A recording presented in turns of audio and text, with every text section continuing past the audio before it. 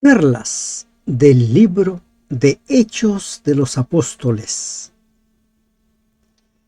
Cada cosa que vemos o cada cosa que nos sucede, como mínimo podríamos darle nosotros dos interpretaciones diferentes. ¿Cómo interpretamos nosotros las persecuciones, las tribulaciones? ¿Cómo interpretamos nosotros los milagros? ¿Cuál es el propósito de nombrar ancianos en las iglesias? ¿Cómo hacer frente a la oposición? Te damos gracias, Dios, porque nos permites ingresar al estudio de las perlas del capítulo 14 del libro de Hechos. Suplicamos, Señor, que nos guíes a lo largo de este estudio. Ayúdanos a comprender tu mensaje. Ayúdanos a aceptarlo. En el nombre de Jesús te lo rogamos. Amén. Buen día, estimados hermanos y hermanas de esperanza. El capítulo 14 del libro de Hechos nos habla del desarrollo del primer viaje misionero de Pablo y Bernabé. Recuerden que Juan ya los ha abandonado. Él retornó a casa. Me imagino porque el camino no es nada fácil. Evangelizar es un trabajo que demanda constancia, persistencia, a pesar de las vicisitudes que pueden suceder en el trayecto, en el desarrollo. Aconteció en Iconio que entraron juntos en la sinagoga de los judíos y hablaron de tal manera que creyó una multitud de judíos y asimismo de griegos. ¿A dónde ingresaban ellos para evangelizar? A la iglesia de los judíos. A esa iglesia. Y en la iglesia de los judíos se encontraban no solo los mismos judíos, sino también entraban algunos griegos. Dice, creyó una gran multitud de judíos y asimismo de griegos. Tal parece que estas sinagogas que estaban dispersas no tenían mucho problema en permitir que los griegos entraran a participar del culto. Entonces, cuando Pablo evangeliza en esas iglesias, encuentra gente que cree y gente que no cree. Gente que se muestra favorable, que acepta el mensaje, que aceptan a Jesús como el Salvador prometido, pero también la gran mayoría simplemente decide no creer. Y esa es la constancia a lo largo del tiempo. Si usted empieza a dar estudios bíblicos, no espere que todos se bauticen.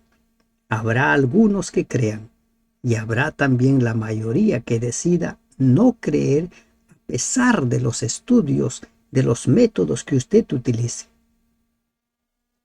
Mas los judíos que no creían, ahora nos encontramos con ese segundo grupo. Los judíos que no creían excitaron y corrompieron los ánimos de los gentiles contra los hermanos. Miren lo que dice. Excitaron y corrompieron. Les envenenaron contra los hermanos, dice la versión Jerusalén. El verbo griego que se usa aquí no solo se refiere a la mala voluntad que se creó en contra de los apóstoles, sino también al daño que se hizo en la mente de aquellos que querían creer, de aquellos que querían aceptar el mensaje. Se hizo un gran daño. Dice, corrompieron. Lamentablemente, cuando se levantan los enemigos del evangelio, hacen esto. Atacan y siembran cizaña en la mente de la gente, que la gente empieza a albergar malos pensamientos. Por tanto, se detuvieron allí mucho tiempo hablando con denuedo, confiados en el Señor. A mayor oposición, mayor la entrega, mayor el ímpetu para seguir predicando. ¿Cómo tomas tú un rechazo? ¿Lo tomas como una derrota o como una oportunidad?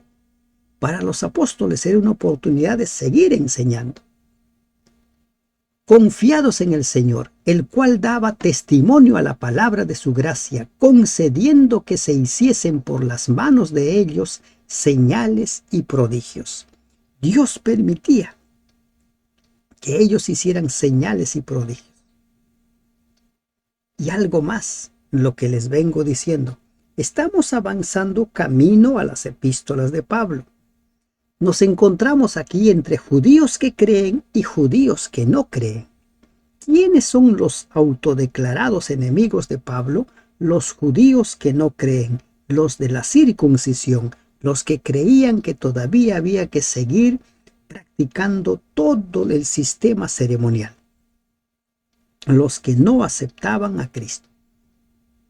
Hago hincapié en cada pasaje que venimos avanzando. ¿Para qué? Para que cuando entremos a las epístolas de Pablo tengamos claro a quién se está dirigiendo y por qué lo está haciendo. Los judíos que no creían no solo excitaron, sino que corrompieron los ánimos de los gentiles. ¿Qué cosas les dijeron? Que los pusieron en contra de ellos. Y la gente de la ciudad estaba dividida. Al principio no había esta división. Pero ahora la gente estaba dividida. Unos estaban con los judíos y otros con los apóstoles. Se dividió la ciudad, porque estos enemigos del evangelio, ¿qué han hecho? Han corrompido la mente, los pensamientos de los gentiles. Estamos en medio de un gran conflicto, recuerden. Estamos en medio de un gran conflicto entre el bien y el mal. Los cristianos y los que no lo eran, formaron bandos opuestos en la ciudad. Pero cuando los judíos y los gentiles, juntamente con sus gobernantes, se lanzaron a afrentarlos y apedrearlos, habiéndolo sabido, huyeron a Listra y Derbe, ciudades de Licaonia, y a toda la región circunvecina, y allí predicaban el evangelio. ¿Qué es lo que estaba sucediendo? Estos enemigos, los judíos que no creían, siguieron allí, corrompiendo a la gente, incitando a la gente contra los apóstoles, y quisieron apedrearlos. ¿Y qué hacen los apóstoles? Hay que conocer bien el tiempo, hay que conocer bien las circunstancias. Decidieron salir de ese lugar y se fueron a otros lugares, a Listra y a Derbe. ¿Cómo entendieron ellos el intento de apedrearlos? Lo vieron como una amenaza al cual hay que ceder, hay que asustarse, pues bien, mejor ya dejamos de evangelizar, ya no seguimos haciendo, o continuaron con su misión. Cada cosa que nos sucede lo podemos interpretar como mínimo de dos maneras. ¿Qué hicieron ellos? No puedo predicar acá, pues voy a ir a otro lugar para seguir predicando. Mi misión es predicar. ¿Qué hace usted cuando va a dar un estudio bíblico y se siente usted rechazado, se siente usted agredido? ¿Deja de dar estudio bíblico por eso? ¿O va a otros lugares y sigue buscando más personas, otras personas a quienes dar el estudio bíblico? ¿Cómo toma usted el rechazo? ¿Toma usted el rechazo como una invitación a ya no va a ser, mejor no hago esto? ¿O con mayor ímpetu continúa? Y cierto hombre de Listra, ya los apóstoles llegaron a Listra, cierto hombre de Listra estaba sentado, imposibilitado de los pies, cojo de nacimiento, que jamás había andado. Cojo de nacimiento, así como aquel hombre que Jesús sanó. Había nacido cojo, jamás había andado. Para todo el pueblo, este hombre no podía caminar. Este hombre había nacido así. Dice, este oyó hablar a Pablo, el cual fijando en él sus ojos y viendo que tenía fe para ser sanado. Qué interesante esta declaración. El cual fijando en él sus ojos y viendo que tenía fe para ser sanado. Sin duda la fe del cojo se reflejó en su rostro, y Pablo reconoció que era un hombre que, una vez curado, podía ser prueba viviente para el pueblo de Listra. La fe era y es un requisito previo para la curación milagrosa. Recuerden lo que dice Hebreos 11:6, sin fe es imposible agradar a Dios. También podemos leer Mateo 9:22, Marcos 9:23. Dice Pablo, viendo que tenía fe para ser sanado. ¿Cómo se ha mostrado esta persona? ¿Qué emoción se ha dibujado en el rostro de esa persona que Pablo vio fe en esa persona? Entonces Pablo dijo a gran voz, levántate derecho sobre tus pies. Y él saltó y anduvo. Levántate derecho. Esta orden habría sido una especie de burla para cualquiera. ¿Qué cosa? Este hombre ha nacido, así ha nacido, nunca ha caminado y tú le dices, levántate derecho. Pero para este hombre no era ni una burla ni una afrenta. Para este hombre era su gran oportunidad de ser salvo. ¿Se dan cuenta que tener fe no es tan complicado? A veces nosotros nos hacemos tanto problema sobre la fe. Es que dicen que tengo que mover una montaña, si no, no tengo fe. Este hombre simplemente creyó. Y eso es fe, creer y hacer. Creyó en las palabras de Pablo e hizo, se movió. Levántate derecho sobre tus pies.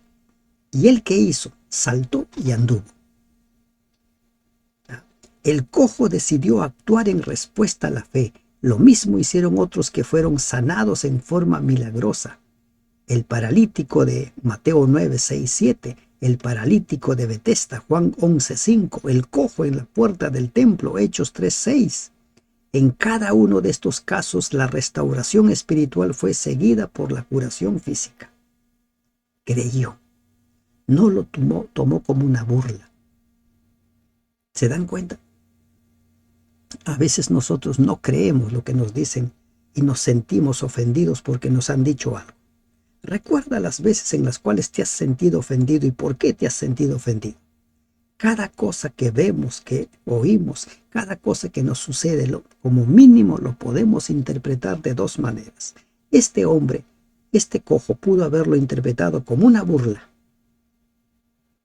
como jugar con las ilusiones, con sus esperanzas, pero no, él lo tomó como una oportunidad y él anduvo.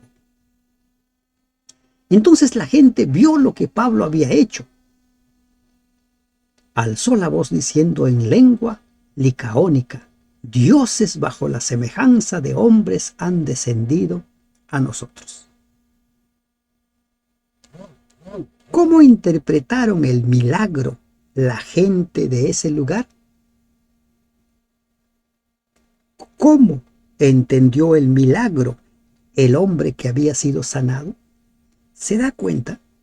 Cada cosa que te sucede, tú lo puedes interpretar como mínimo de dos maneras. Para la gente de ese lugar, el milagro de la sanidad de ese hombre que había nacido cojo, ¿qué era? Que los dioses habían descendido en forma de seres humanos. Esa creencia también forma parte de la creencia de los judíos, los cristianos. Recuerden que en forma de ángeles descendieron Dios mismo. El libro de Hebreos 11, cuando habla acerca de la galería de la fe, de los héroes de la fe, habla de que muchos fueron bendecidos porque ángeles en forma de hombre los visitaron. Entonces ellos ahora dicen, han venido. A Bernabé llamaban Júpiter y a Pablo Mercurio, porque este era el que llevaba la palabra. El Zeus griego, el principal de los dioses, y su hijo Hermes, o Hermes, heraldo y mensajero de los dioses y patrono de la elocuencia. En el panteón romano, los equivalentes de estos dioses eran Júpiter y Mercurio. Por eso Reina Valera emplea estos nombres. El culto de Zeus y de Hermes parece haber sido popular en la región de Listra.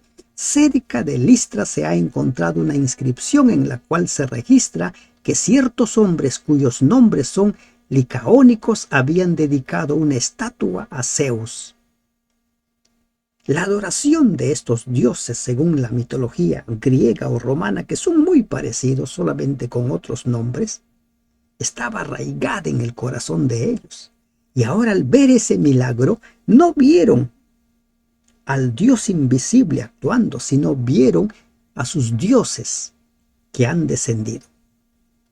Entonces, ¿qué hacen? El sacerdote de Júpiter, cuyo templo estaba enfrente a la ciudad, trajo toros y guirnaldas delante de las puertas y juntamente con la muchedumbre quería ofrecer sacrificios. Hay que adorar a estos dioses porque son dioses. Solo Dios puede hacer este milagro, hacer sanar a un cojo. Para el ser humano eso es imposible. ¿Cuántas veces en el nombre de sus dioses han invocado y han hecho sacrificios y nunca ha sucedido nada? Entonces el sacerdote se suma al pueblo. Hay que adorarles. Cuando lo oyeron los apóstoles Bernabé y Pablo, rasgaron sus ropas y se lanzaron entre la multitud dando voces y diciendo: varones, ¿por qué hacéis esto? Ellos se indignaron, se incomodaron. Ellos no eran dignos de ser adorados. La gente estaba viendo en Pablo y en Bernabé dioses. Pero lo que Pablo y Bernabé querían es que la gente vea en ellos a Jesús. Y ese es el camino. Cuando usted enseña, cuando usted predica, a quien debe procurar que la gente vea es a Jesús, no a usted. Pablo y Bernabé se molestaron. ¿Qué hacen?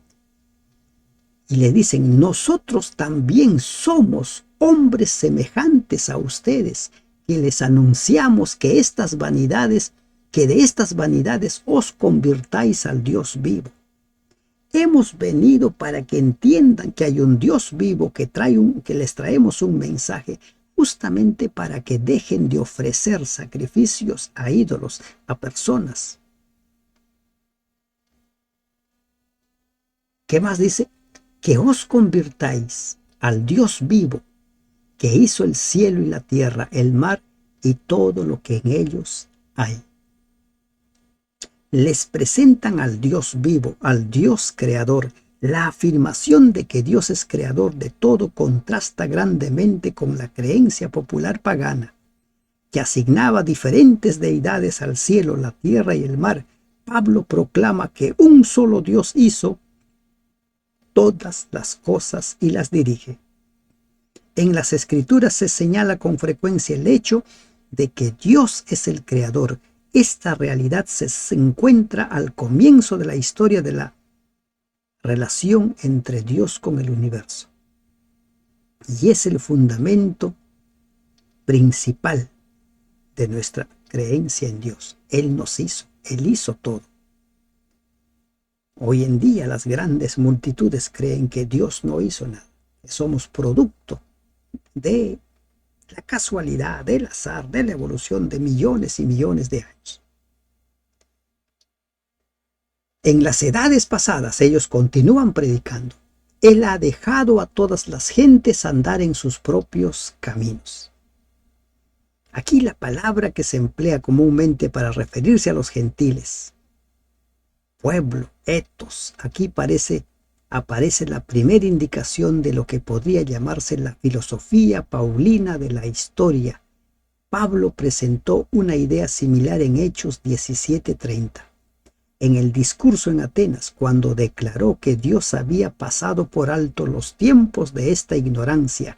Quienes vivieran en esos tiempos serían tratados en forma justa y juzgados conforme a su conocimiento limitado. En Romanos 1 y 2, Pablo amplía esta filosofía. Se había permitido que siguieran su curso la ignorancia y el pecado del mundo gentil como parte, podría decirse, de un drama divino para inducir a las gentes. Esa era la filosofía de Pablo. Pero en el fondo, ¿qué estaba diciendo Pablo? Hasta aquí ustedes no han conocido a Dios. Por lo tanto, ustedes han vivido como les ha parecido. Hasta aquí. Dios a ustedes les juzga por las leyes, la ley de la conciencia. Pero a partir de aquí, ustedes van a conocer el Evangelio, van a recibir la verdad. Y ese es el mensaje principal. Y si bien no se dejó a sí mismo sin testimonio, haciendo bien, dándonos lluvias del cielo y tiempos fructíferos, llenando de sustento y de alegría nuestros corazones. Ustedes no lo conocían, pero Dios siempre ha estado presente en sus vidas, por medio de las lluvias, por medio de todas las bendiciones que han recibido. No lo conocían. Ustedes creían que eran sus dioses, los dioses del Olimpo, los que le producían todo eso, los que le proporcionaban todo eso, pero no, es Dios. Ese es el mensaje. Diciendo estas cosas, difícilmente lograron impedir que la multitud les ofreciese sacrificio. No puedes cambiar lamentablemente la creencia de la gente de la noche a la mañana, no se puede.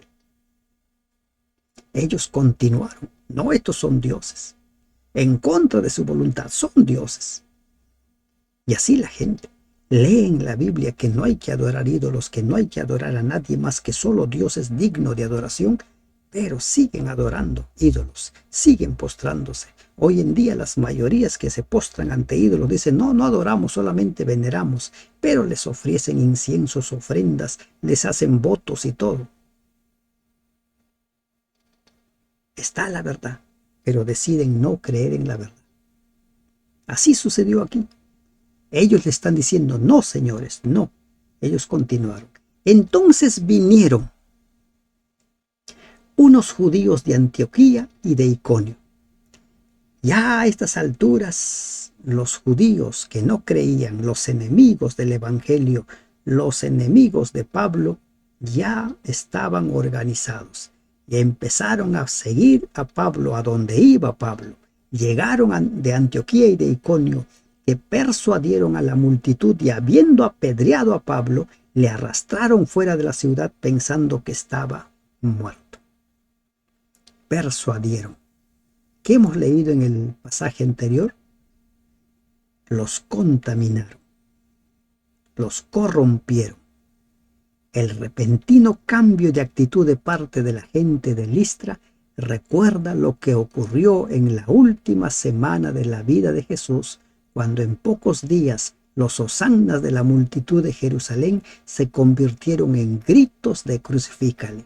¿Y saben por qué sucede esto? Porque los seres humanos somos emotivos. Podemos estar muy felices en un momento, en otro momento estar muy enojados. Pero nuestras creencias se mantienen. Y eso es lo que sucedió con el pueblo que pidió a Jesús crucifícale. Seguían en sus creencias, en sus tradiciones, en las leyes humanas. Seguían creyendo en ello. Lo mismo que estos. Seguían creyendo en sus ídolos. A pesar del milagro que vieron, no quisieron entender. Y, movido por estos enemigos, apedrearon a Pablo. Y miren qué tanto lo habrán apedreado, que pensaban que estaba muerto. Pensaban que lo habían matado. Pero rodeándole los discípulos, se levantó y entró en la ciudad. Y al día siguiente, salió con Bernabé para Derbe. Una vez más, ¿cómo interpretas tú situaciones como estas de persecución, ser apedreado? ¿Qué hubiera hecho usted en lugar de Pablo? Nosotros podemos interpretar las desgracias que nos suceden, como esta ser apedreado, como ya hasta aquí nomás, no doy más. Y me retiro. Pero Pablo había entendido que su misión es evangelizar. Salió con Bernabé para Derbe. ¿Para qué? Para seguir predicando. Por eso Pablo, cuando le escribe a Timoteo, le dice: cumple tu ministerio, haz obra de evangelista. El compartir el mensaje debe ser en nuestra vida un ministerio, no algo ocasional, no algo que lo hacemos de vez en cuando podemos, cuando se nos ocurra. Debe formar parte de nuestro vivir, así como comemos cada día, así como dormimos cada día. De la misma manera, el proclamar el mensaje, compartir el mensaje debe ser parte inherente a nosotros. Sea que nos reciban bien, sea que nos reciban mal, sea que nos maltraten o no nos maltraten. Estamos viendo el ejemplo de un ser humano, de aquel que había sido perseguidor y que se ha convertido en un instrumento del Señor. Y después de anunciar el Evangelio a aquella ciudad, Derbe, y de hacer muchos discípulos, volvieron a Listra, a Iconio y a Antioquía. Terminó el primer viaje misionero, pero hicieron muchos discípulos. Muchos discípulos. Gayo de Derbe, a quien Lucas nombra como uno de los compañeros de Pablo en un viaje posterior, Hechos 24, quizá pudo ser uno de los que se convirtieron en esta oportunidad. La obra hecha sugiere que los apóstoles permanecieron allí durante varios meses, porque había que consolidar las iglesias. No es que vas, das un estudio bíblico, lo bautizas y se acabó allí, ¿verdad? Nada de eso. Hay que estar un tiempo consolidándolos en la fe, cambiando sus creencias y enseñando a la gente que debe ver a Dios por fe. Debe poner toda su confianza en Dios. Confirmando los ánimos de los discípulos, exhortándoles a que permaneciesen en la fe y diciéndoles, mire lo que dice acá, y diciéndoles: es necesario que a través de muchas tribulaciones entremos en el reino de Dios. Es necesario. ¿Por qué?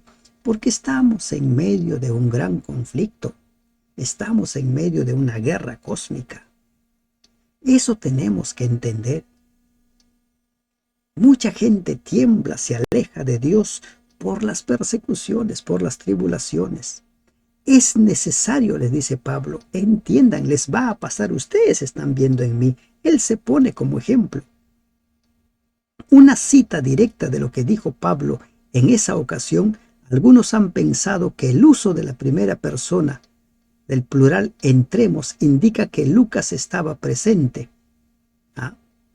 y se incluía entre los oyentes de esos mensajes. Sin embargo, no hay indicación de que Lucas estuviera ahí presente. Pero Jesús, ¿qué les dice? Es necesario. Va a haber tribulaciones, va a haber persecuciones, porque estamos en medio de un gran conflicto. Y además, porque las tribulaciones nos ayudan a consolidar nuestra fe en Dios. Como dice Pedro, nuestra fe es purificada como el oro en el fuego. A través de muchas tribulaciones entremos en el reino de Dios. Y algo más hacen. Constituyeron ancianos en cada iglesia y habiendo orado con ayunos los encomendaron al Señor en quien habían creído. Ancianos. ¿Quiénes son los ancianos? Son los líderes locales. Pablo y Bernabé, si bien podían quedarse algunos meses, no podían quedarse para siempre en cada lugar. La misión de ellos era llevar el mensaje. Ese es un apóstol que va abriendo camino de lugar en lugar. Hoy en día escucho a muchos que se autoproclaman el apóstol. El apóstol es aquel que va abriendo nuevos territorios, nuevos caminos. Eso hicieron los apóstoles y nombraron ancianos. en 1 Timoteo 3 encontramos los requisitos de los ancianos. Si alguno en el obispado buena obra desea, pero es necesario que el obispado, que aquel sea irreprensible, marido de una sola mujer, sobrio, prudente, decoroso, hospedador, apto para enseñar, no dado al vino, no pendenciero, no codicioso de ganancias deshonestas, sino amable, apacible, no avaro. Y así continúa la lista de los requisitos que se necesitan.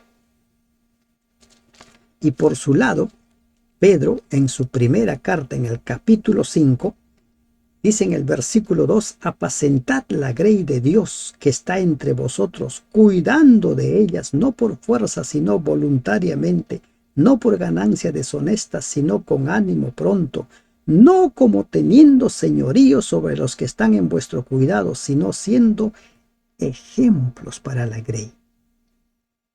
En la tercera carta de Juan, encontramos que Diótrefes llegó a creer que era el dueño de la iglesia. Hay algunos ancianos que, como son reelegidos un año y otro año y otro año, ya tienen más de una década o cuántos años ahí como ancianos, llegan a creer que son dueños. Y el miembro de iglesia llega a creer que está obligado a nombrarle como anciano, ¿no? Nadie está obligado a nombrar como anciano a nadie, y nadie está tampoco. Nadie puede obligar que se le nombre como anciano. El anciano tiene que ser un líder que cumpla con esas cualidades.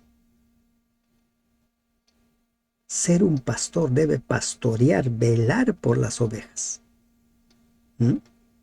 Para eso se nombra. Y vamos a ver posteriormente en las cartas de Pablo cómo es que Tito, por ejemplo, recibe una misión de parte de Pablo de ir, nombrar ancianos, liderar. Él mismo era anciano en una iglesia. ¿Y cuál era su responsabilidad y cuáles eran las cualidades que debía cumplir cada uno que iba a ser llamado como tal? Se comete mucho daño a la iglesia. Se cae en un gran error al nombrar como ancianos a personas que recién están entrando a la iglesia, o a personas que no han entendido cuál es la misión de la iglesia. Pasando luego por Pisidia, vinieron a Panfilia, y habiendo predicado la palabra en Perge, descendieron a Atalia. De allí navegaron a Antioquía, desde donde habían sido encomendados a la gracia de Dios para la obra que habían cumplido. Se terminó el primer viaje misionero. Un viaje que podrían decir algunos: ya no vuelvo porque la gente no quiere escucharme, me han maltratado, me han rechazado, me han apedreado, ya no vuelvo más. Pero nosotros conocemos la historia. Pablo tuvo 3 viajes misioneros. El rechazo, el odio, el sufrir castigos no disminuyeron sus celos, sus ansias de evangelizar, porque para él evangelizar era parte de su ministerio, formaba parte de su vida. Y habiendo llegado y reunido a la iglesia, refirieron cuán grandes cosas había hecho Dios con ellos y cómo había abierto la puerta de la fe a los gentiles. Cuando tú cuentas lo que te ha pasado, puedes concentrarte en las desgracias que te sucedieron o puedes concentrarte en lo bueno que te ha sucedido. ¿Qué hace Pablo? Se concentra en las bendiciones, en la mano de Dios. No ha mencionado en esta parte, bueno, nos han rechazado, no nos quieren, nos han apedreado, no, hemos tenido que huir, no. ¿Cuál es el mensaje? Cuán grandes cosas había hecho Dios con ellos y cómo había abierto la puerta de la fe a los gentiles. Y se quedaron allí mucho tiempo con los discípulos. 2 interpretaciones puedes dar tú a todo lo que te sucede. Interpretarlo como un castigo de Dios, como una desgracia, o interpretarlo como una oportunidad, como una bendición que Dios te da. De ti depende. Que Dios te bendiga.